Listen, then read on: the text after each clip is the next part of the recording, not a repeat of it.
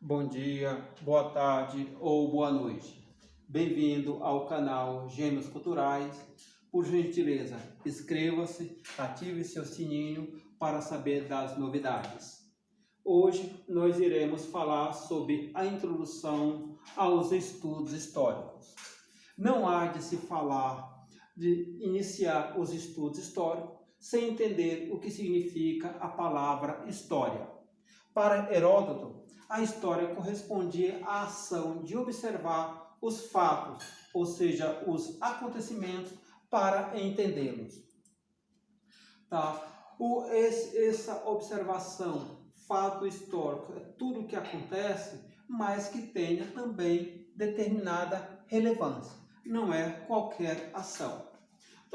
O ser humano compreendeu que então necessitava entender o seu cotidiano, que o ajudou a devida noção e a dar importância às transformações físicas e sociais.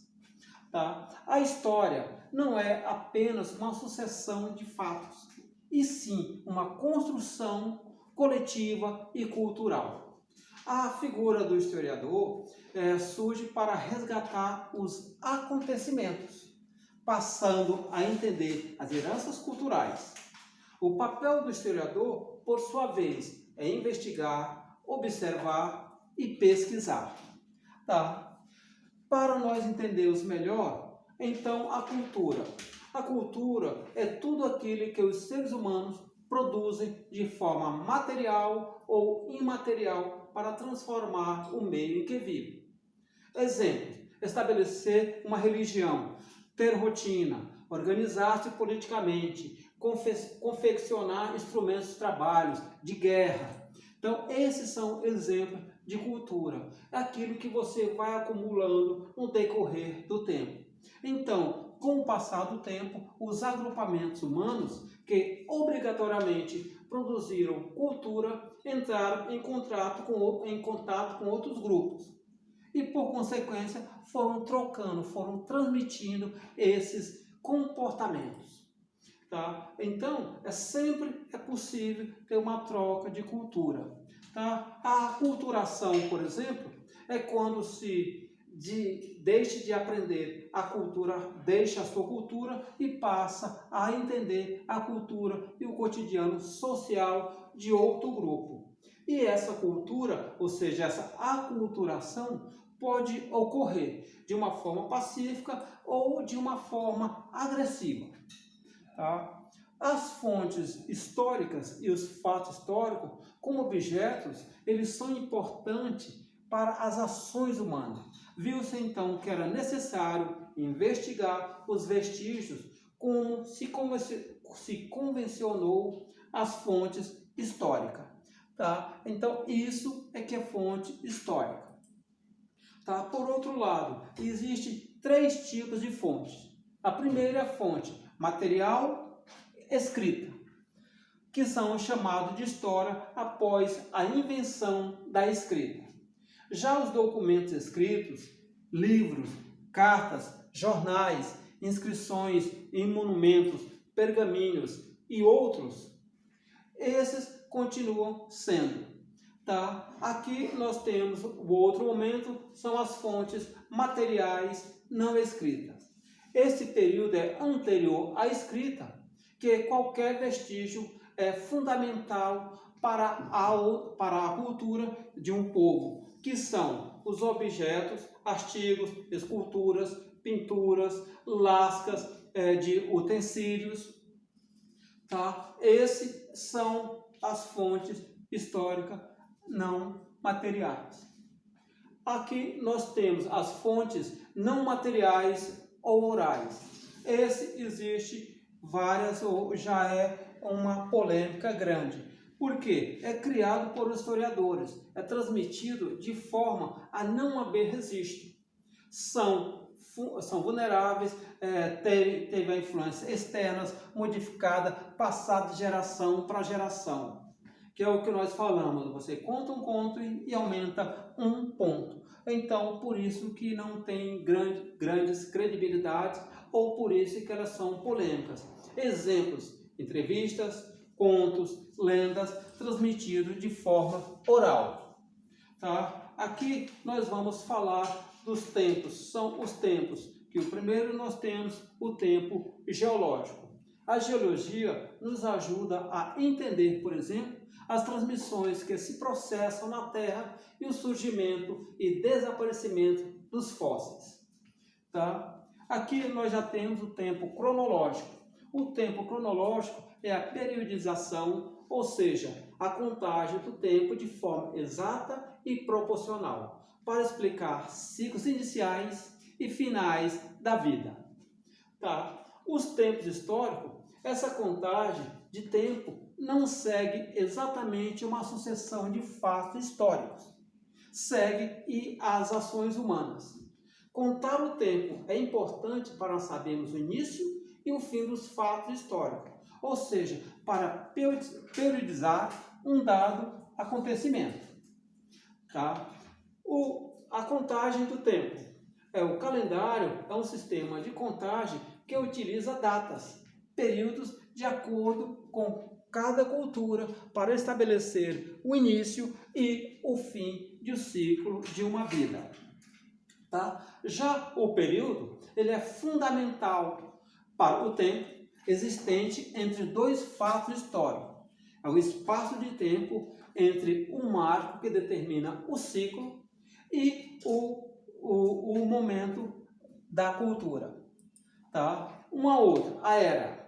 A era, ela é o início, ela estabelece um marco histórico. Por exemplo, o nascimento de Cristo, que definiu o início da era cristã. Tá? Então, isso são os tempos. Agora, datando o tempo. Datando o tempo é periodização dos fatos.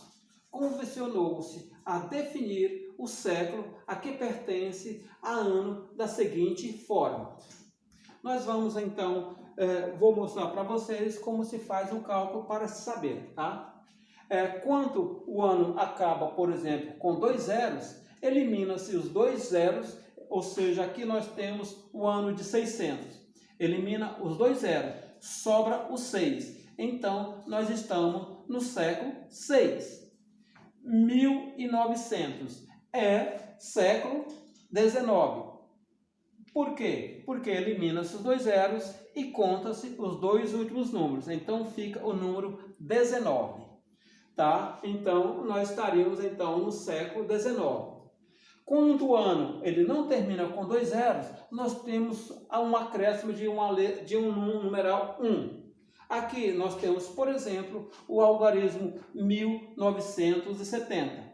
Ele pertence ao século 20, ou seja, 70 elimina os 2, sobrou 19. 19 soma-se mais 1. 19 mais 1, 20. Portanto, ele pertence ao século 20.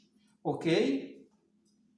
E aqui nós temos a pré-história, desenvolvida pelo humano antes da invenção da escrita.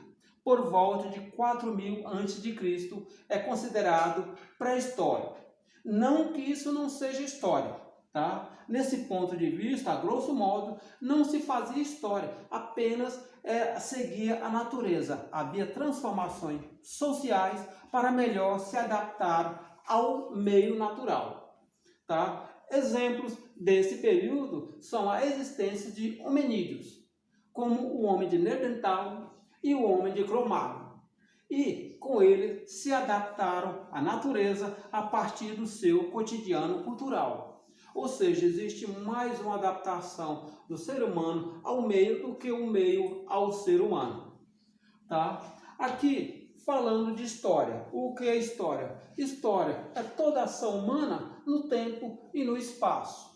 Tá? A história antiga, o período em que vai da invenção da escrita até a queda do Império Romano em 476 depois de Cristo. Passando depois pelo surgimento das primeiras civilizações, como a civilização egípcia. Tá? A Idade Média, que vai desde a queda do Império Romano, que vem do Ocidente, até a tomada de Constantinopla em 1453. depois de Cristo, pelos turcos otomanos, passando pelo feudalismo e pelas cruzadas.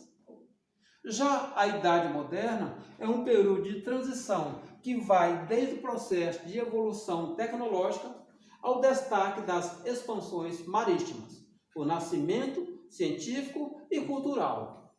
Tá? A Idade Contemporânea, conhecida como a Era das Revoluções. A Revolução Industrial, Revolução Francesa, uma revolução econômica e outra política. Iniciou-se a Revolução Francesa em 1789, com a queda da Bastilha, que é a Revolução Francesa, e que dura até os dias atuais. A Revolução Industrial, por sua vez, é iniciada na Inglaterra, século XVIII, e está inserida nos fatos que compõem a Idade Contemporânea, por exemplo. A história, então, percebe que é tecnologia de duas formas básicas, como objeto de pesquisa ou como ferramentas. Ao estudar a história ou a tecnologia lítica, a tecnologia lítica, que é a produção de ferramentas de pedras, tá? E na pré-história, ou as máquinas durante a Revolução Industrial, transformando as tecnologias em objeto de pesquisas históricas. Tá? Quando nós utilizamos formas de registro diferentes, como uma foto, por exemplo, uma gravação, por exemplo, elas passam a ter um valor que é um documento histórico.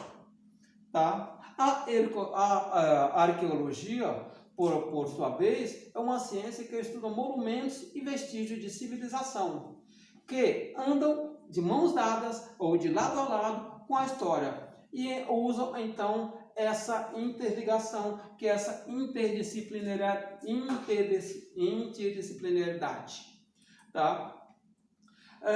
Que usam ainda a questão da química, da física, os estudos do carbono 14, que permite saber aproximadamente, por exemplo, a idade dos vestígios que tenha o material orgânico. Tá?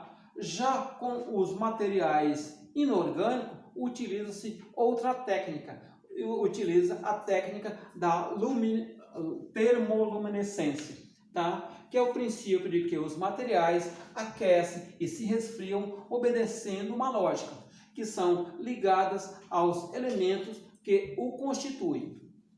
Tá? Chegamos ao fim dessa exposição, então, por gentileza, escreva, dê o seu like, diga a sua opinião e até o nosso próximo encontro.